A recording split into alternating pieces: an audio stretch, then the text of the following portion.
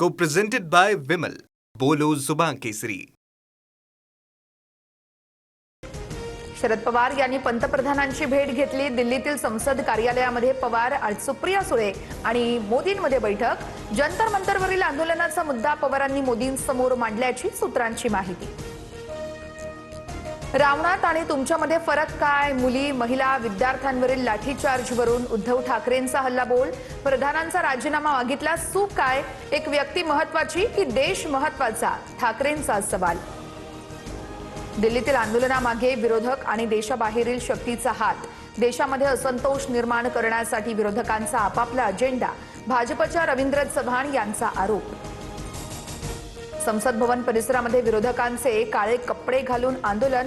राहुल गांधी, प्रियंका गांधी यांच्या अटकेचा निषेध. मोदींच्या निवासस्थानाबाहेर ठिय्या केल्यानं पोलिसांचा कारवाईवरती देखील संताप व्यक्त. लोकशाही चर्चेऐवजी काँग्रेसचा राजकीय तमाशा. राजकीय मथळ्यांसाठी गोंधळ निर्माण करणं हा काँग्रेसचा उद्देश. राहुल गांधींच्या ठिय्या आंदोलनानंतर धर्मेंद्र प्रधान यांची टीका. नागपूर, पुण्यामध्ये काँग्रेसचं आंदोलन. राहुल गांधी आणि सीजेपीच्या समर्थनार्थ नागपूरमध्ये राजभवन समोर तर पुण्यामध्ये लोकभवनासमोर काँग्रेस कार्यकर्त्यांचं आंदोलन. पोलिसांकडून नागपुरातील आंदोलकांची धरपकड. नीट पेपरफुटी प्रकरणी सरकार संसदेत चर्चेस तयार. विरोधकांकडून नीट पेपरफुटी प्रकरणी चर्चेची मागणी. मात्र चर्चा कधी होणार अद्याप अस्पष्ट. सीजेपीच्या आंदोलनामध्ये पेलेट गन वापर. द हिंदू वृत्तपत्राचा खळबळजनक दावा. दिल्ली पोलिसांकडून मात्र वृत्ताचं खंडन. अमित शहा देशातील मुलांविरोधात युद्ध छेडणार का?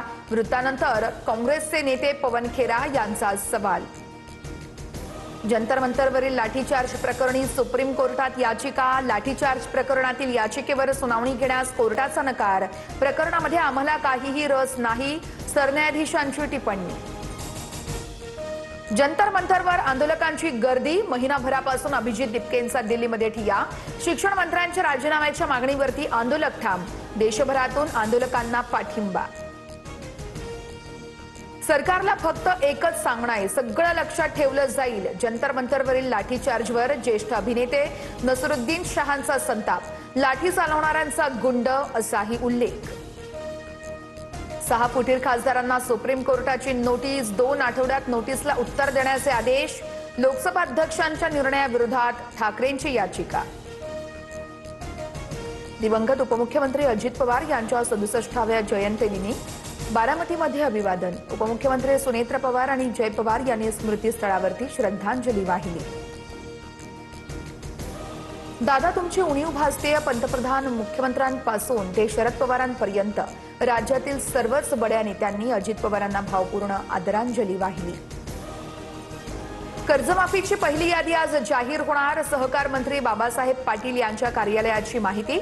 दुपारी 2 नंतर मंत्रालयामध्ये पत्रकार परिषद. पुण्यातील घाट परिसराला आज पावसाचा रेड अलर्ट. राज्यात काही भागात मुसळधार पावसाची शक्यता. पुढील 4 ते 5 दिवसात कोकण किनारपट्टी, घाटमाथा आणि पूर्व विदर्भात पावसाचा जोर वाढण्याची शक्यता. मुंबईसह उपनगरात पावसाची संततधार. दादर, लोअर परळ, सायन या परिसरात जोरदार पाऊस. रेल्वेच्या 3ही मार्गांवरील वाहतूक उशिरानं. ठाण्याला आज पावसाचा ऑरेंज अलर्ट. कोपरीतील बाराबंगला परिसरामध्ये सखल भागात पाणी साचलं. पंप बंद असल्यानं पाण्याचा निचरा नाही. वाहन चालकांची कसरत.